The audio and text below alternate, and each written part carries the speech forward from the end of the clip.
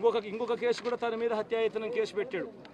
మే 13వ తారీఖున ఎన్నికల సమయంలో పాల్వాయి గేట్ అనే పోలింగ్ కేంద్రం దగ్గర తాను అక్కడికి వెళ్ళినప్పుడు జరిగిన ఘటన మీద అసలు ఎందుకు ఆ ఘటన జరిగింది? ఎవడన్నా కొద్దో గొప్ప కనీసం ఆలోచన చేసేవాళ్ళు ఎవరైనా ఆలోచన చేయాలి కదా. అక్కడ ఉన్న ఎస్సీలను, ఆ గ్రామంలో ఉన్న సామాజిక వర్గం వాళ్ళు గ్రామంలో ఉన్న బూతులు లేకపోయి ఓట్లు వేసే పరిస్థితి లేకుండా ఉన్నప్పుడు ఎమ్మెల్యే అక్కడికి ఆ గ్రామానికి వెళ్ళినప్పుడు ఎమ్మెల్యే ఆ పరిస్థితిని చూసి ఎస్పీకి 4 సార్లు 5 సార్లు 10 సార్లు ఫోన్ చేసినా కూడా ఎస్పీ రాని పరిస్థితిలో ఉన్నప్పుడు, కనీసం సిఐని ఎస్ఐని కూడా పంపించిన పరిస్థితిలో ఉన్నప్పుడు, అటువంటి బూత్లో, సెన్సిటివ్ బూత్లో కేవలం ఒకే ఒక్క హోంగార్డును పెట్టి బూతులు నడుపుతూ ఉన్నారు. అటువంటి పరిస్థితిలో అన్యాయం జరుగుతూ ఉందని చెప్పడం కోసం, అన్యాయం జరుగుతూ ఉన్న వాళ్ళ పక్షాన్ని నిలబడడం కోసం ఎమ్మెల్యే లోపలికి పోయి ఈవీఎంను పగలగొట్టే కార్యక్రమం జరిగింది. ఎందుకు ఈవీఎంలో నిజంగానే ఎమ్మెల్యేనే రిగ్గింగ్ చేసుకుంటా ఉంటే, ఎమ్మెల్యేకి అక్కడ నిజంగానే ఎమ్మెల్యే పరిస్థితి అంత బాగుండింటే ఎందుకు ఎమ్మెల్యే ఈవీఎం పగలగొడతాడు? అక్కడ పరిస్థితి బాగలేదనే కదా, అన్యాయం చేస్తూ ఉన్నారనే కదా. అక్కడికి పోయినప్పుడు అన్యాయం చూశాడు కాబట్టే కదా ఈవీఎం పగలగొట్టాడు. ఆ ఈవీఎం ఏదైతే పగలగొట్టిన కేసులు ఏదవుతుందో తనకు బెయిల్ వచ్చింది. ఈరోజు తాను బెయిల్ అక్కడ లోపల ఉన్నది ఈవీఎం పగలగొట్టిన కేసులో కాదు, తను లోపల ఉన్నది ఈవీఎం పగలగొట్టిన కేసులో. అన్యాయం జరిగింది అని చెప్పి, అన్యాయం జరుగుతూ ఉన్న పరిస్థితిలో ఎమ్మెల్యే అక్కడికి పోయి అడ్డుకునే కార్యక్రమంలో జరిగింది అని చెప్పి కోర్టులు కూడా గుర్తించాయి కాబట్టి తనకు బెయిల్ వచ్చింది. కానీ మళ్ళీ ఆ తర్వాత ఏం జరిగింది? ఆ ఇన్సిడెంట్ జరిగిన 10 రోజుల తర్వాత, ఆ ఇన్సిడెంట్ జరిగిన 10 రోజుల తర్వాత, అంటే మే 23వ తారీఖున ఎమ్మెల్యే అక్కడికి వెళ్ళి హత్యాయత్నం చేశాడట. అదే పోలింగ్ బూత్లో హత్యాయత్నం చేశాడంట. ఎవడన్నా బుద్ధునోడు ఎవడన్నా నమ్మదానికి ఉందయ్యా? ఎవడన్నా ఎమ్మెల్యే అనేవాడు అక్కడికి పోయినప్పుడు వాళ్ళు చేస్తూ ఉన్న రిగ్గింగు, ఎమ్మెల్యే దానికి అడ్డుకునే కార్యక్రమం చేస్తూ ఉంటే ఎమ్మెల్యే అక్కడికి పోయి ఎమ్మెల్యే హత్యాయత్నం చేస్తాడా? చెప్పడానికైనా హద్దు పొద్దు ఉండాలి కదా. 10 రోజుల తర్వాత ఎమ్మెల్యే హత్యాయత్నం చేశాడని చెప్పి కేసు పెడతారు 10 రోజుల తర్వాత.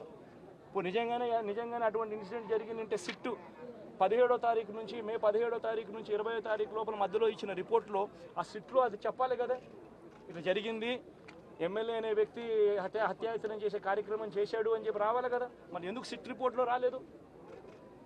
ఈ రకంగా ఒక మనిషిని కేవలం 4 సార్లు ఎమ్మెల్యే, తాను 2000 కన్సిస్టెంట్గా 4 సార్లు ఎమ్మెల్యే గెలిచాడు. 2009లో గెలిచాడు, 2011లో గెలిచాడు, 2014లో గెలిచాడు, 2019లో గెలిచాడు. ఒక మనిషి కన్సిస్టెంట్గా 4 సార్లు ఎమ్మెల్యేగా గెలుస్తూ వస్తున్నాడు అని అంటే ఆ మనిషి మంచోడు కాబట్టే గెలుస్తూ వచ్చాడు, ఆ మనిషి మంచోడు కాబట్టే ప్రజలు ఆశీర్వదిస్తూ వచ్చారు.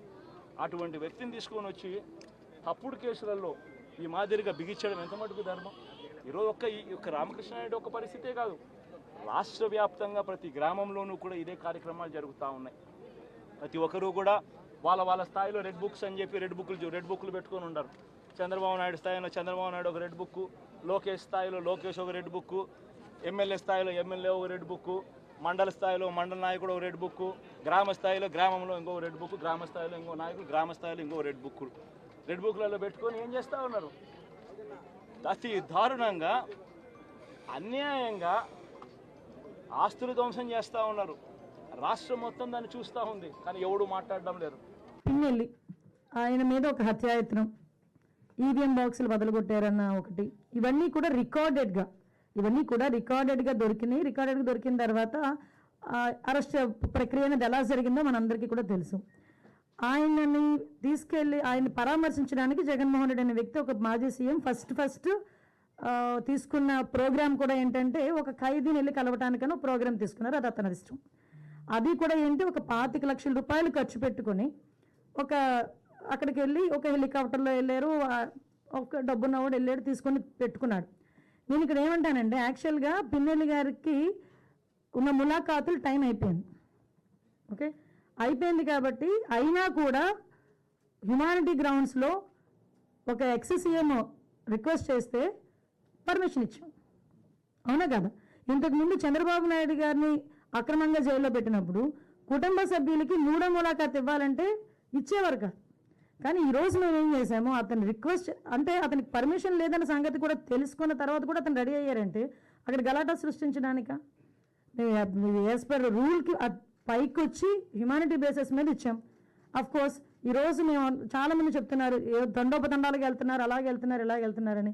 నేను ఒకసారి ప్రిజెన్స్ ఐజీ గారితో కూడా మాట్లాడినా, అసలు ఎంతమంది ములాఖాతులు వెళ్తున్నాయి, యాజ్ పర్ రూల్ ఎలా వెళ్తున్నాయి, మేము అన్నీ కూడా మాట్లాడుకుంటున్నాం. ఆయన బయటకు వచ్చి ఈరోజు బయటకు వచ్చి అక్రమంగా అరెస్టులు చేశారు. అక్రమంగా ఏం సీసీ ఫుటేజ్ చూసిన వాళ్ళు ఎవరైనా అక్రమ కోర్టు ఇచ్చిందండి అతను అరెస్ట్ చేయమని. దేని మీద బెయిల్ వచ్చిందని ఇప్పుడు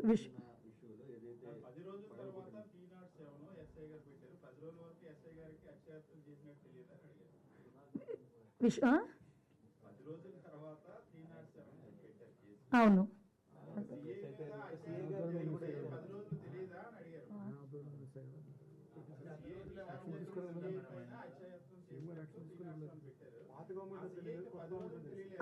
అదేనండి, పాత గవర్నమెంట్ పెట్టనివ్వలేదు, కొత్త గవర్నమెంట్ వచ్చిన పెట్టారు. ఎలక్షన్ కమిషన్ అన్న అసలు భలే మాట్లాడతారండి సతీష్ గారు మీరు.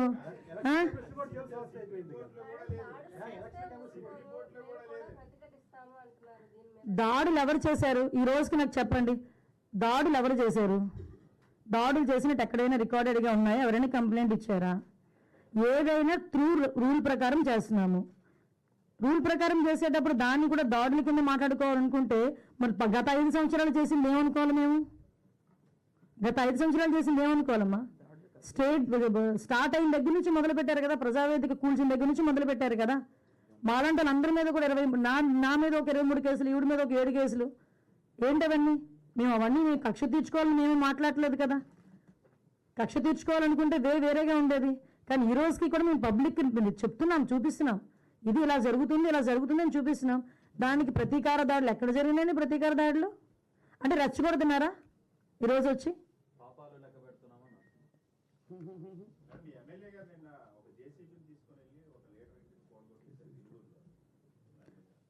దాని మీద ఆల్రెడీ కేసు కూడా ఫైల్ అయింది కదా. మీరు అది అడుగుతున్నారే కానీ పక్కన చంద్రశేఖర్ రెడ్డి అక్కడికి వెళ్ళి మున్సిపల్ ఉద్యోగులు తోసేసిన సంఘటన అడగరు. అదెవరు కేసు పెట్టారు చూడండి ఒకసారి వెళ్ళి. మేము మాట్లాడితే మళ్ళీ కేసు పెట్టారేమో. ఎక్స్ఎమ్మెల్యే నేను ఏమంటానంటే మీరు క్వశ్చన్ చేసేటప్పుడు కూడా కార్నర్ సెట్ క్వశ్చన్ చేస్తే మేము అంతే కార్నర్గా మేము సమాధానం చెప్తాం. అది నేను ఎగ్జాంపుల్ అండి, best example. As a home minister I have 23 cases, atrocity కేసుతో సైతం. అట్రాసిటీ కేసు నా మీద ఉంది. నేను కడపకి వెళ్ళి కోర్టుకి అటెండ్ అవుతున్నా. డీసీపీ గారు కూడా చెప్తున్నాను నేను, అది ఏదో చూడండి సార్ అని.